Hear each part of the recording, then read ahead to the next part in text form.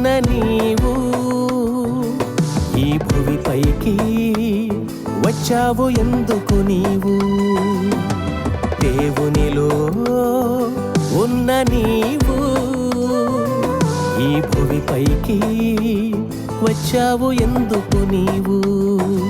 నీ జన్మ కారణం ఎందుకో తెలుసా ఓ మనిషి? నీ బ్రతుకు దినములు ఎందుకో తెలుసా ఓ మనిషి?